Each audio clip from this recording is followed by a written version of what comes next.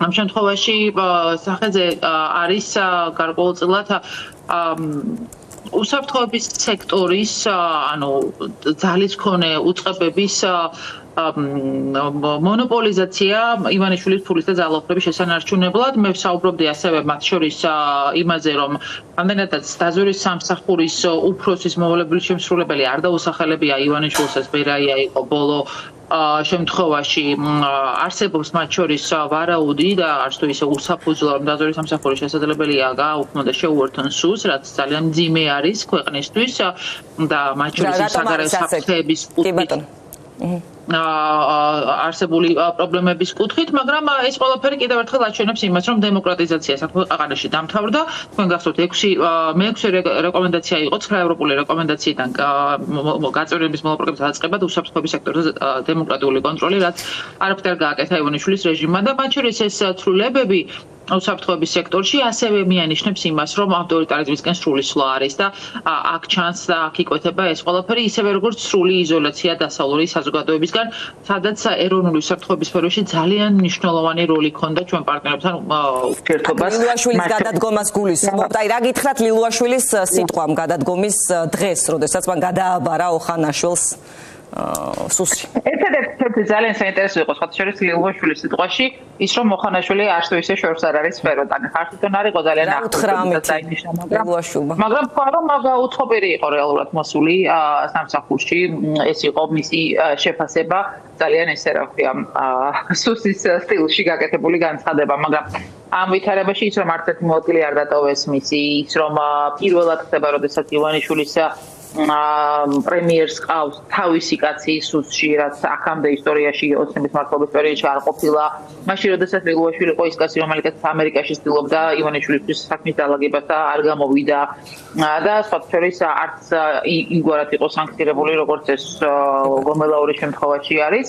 ეს ყველაფერი ძალიან ბევრ რამეზე მეტყოლებდა, მაგრამ რეალურად მათ შორის ძალიან საინტერესო იყო ჩვენთვის დაცინვა ლილუაშვილის კობახიძის მაზერაფია პანიკაზე, რომ არიქა ვარჰეი უპლას მივიპირებს, როდესაც ორჯერ თქვა, რომ სატელეფონო საუბარი ვარჰეისთან იყო მუქარა სიკვდილის ლილუაშვილმა ამას დაარქვა მეგობრული რჩევა. კი ბატონო, ქალბატონო თეოდა, ჩვენ გავიხსენეთ ანგარიშებიც ლილუაშვილის დროინდელი ძალიან მოკლედ. იქ მაინც იყო ნახსენები მთავარ საფრთხეთ რუსეთი. თქვენ მართალია ყოველთვის უკმაყოფილო იყავით, უფრო მეტი გინდოდათ რომ ყოფილიყო ანგარიშებში, მაგრამ ახლა რასელოდებთ ოხანაშვილის პირობებში, როგორ გონიათ?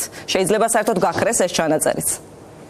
ესეთი რა, მოდით ესე ვთქვათ, ერთი არის სუსის პოლიტიზაცია, რაც ლილუაშვილის შემთხვევაში საერთოდ არ ყოფილა წასული და იყო პრობლემა და ამაზე მაშინაც საუბრობდი და მეორე იყო სუსის მანდატი, რომელიც ოკუპირებულ ტერიტორიებთან დაკავშირებით არსებობდა და ოკუპირებულ ტერიტორიებზე რუსეთის ჰიბრიდულ საფრთხეებზე საუბრობდა. დღეს, როდესაც რუსეთის საფრთხე საერთოდ გამქრალია, არ მხოლოდ რიტორიკის, არამედ მათ შორის ქმედებების კუთხით და პრევენციული ქმედებების კუთხით, მე ვფიქრობ, რომ ეს კიდე მაჩვენებელია მათ შორის ოხანაშვილის საქმიანობაში, მათ შორის მისივე ანგარიშებში და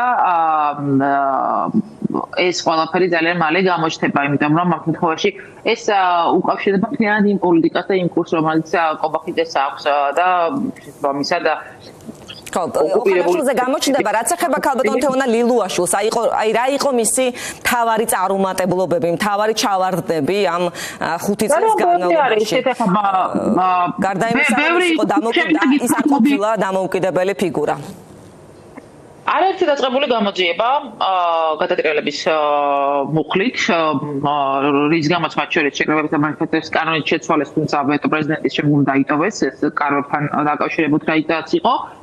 და არ დასრულება ამ გამოძიების რაიმე ტიპის შედეგით. ეგრეთ წოდებული სუსის კრებსები, რომელიც ყველა ძალიან ხმამბოლა გვახსოვს და ის რომ პროკურორმა შემდგომ ეს ყველაფერი არ გამოიძია, სადაც ჩანდა ფარული უკანონო მიყურადება და თვალთვალი სავარაუდო, რომელიც უნდა გამოძიებული იყო შემდგომ და სწორედ აქედან იწყება, ამ სუსის კრებსებით იწყება ნატოს მხრიდან მოთხოვნა, რომ მოხდეს უსაფრთხოების სექტორზე საპარლამენტო კონტროლი და ევროკავშირით შემდგომ უკვე შეუერთდა სწორედ ამ მოთხოვნას. მაგრამ ალბათ დღეს ვართ იმ რეალობაში, რომ კიდევ უარეს უნდა ველოდოთ და ყველა წინამორბედი უკეთესი იქნება მომავალზე. ეს არის ის ვითარება, რომელიც ავტორიტარულმა რეჟიმმა მოიტანა და მათ შორის საჭადრაკო დაფაზე გაცვლილებებმა პერსონალიების, რომელიც კობახიძეს უკავშირდება და უშუალოდ მის მიერ მოყვანილ გუნდს. შესაბამისად, ეროვნული უსაფრთხოება აღარ არსებობს, ეროვნული უსაფრთხოების პოლიტიკა აღარ არსებობს. ეს არის ივანიშვილის უსაფრთხოება, ივანიშვილის სუვერენიტეტი და მთელი ძალოვანი უწყებების გაერთიანება ივანიშვილის დასაცავად, არა საქართველოსი, არამედ ივანიშვილის. ამიტომ სუსი იქნება ეს სხვა ძალოვანი უწყებები, ეს ყველა არის დღეს ივანიშვილის სამსახურში და ეს აჩვენებს იმ ავტორიტარიზმის ბუნებას, რომელიც არის პოლიტიკის მთავარი ამოცანა. და ბოლოს ევროსაბჭოში დისკუსიაზე მინდა კითხოთ საპარლამენტო ასამბლეაში, იქნება ხუთშაბათს რეზოლუცია, იქნება მოქმედებებიც, გადაწყვეტილებებიც, როგორ გონიათ, აი სადამდე შეიძლება მივიდეს ეს ამბავი?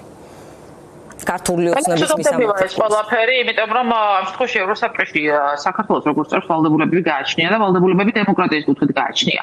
ის რომ ახლა მათ მანდატი დატოვეს ძალიან ახლოს არიან რუსეთს, შეიძლება წავიდეს ოცნება, როგორ გონიათ? იცით რა, ერთადერთი ინსტრუმენტი დღეს საქართველოში არის სტრასბურგის სასამართლო.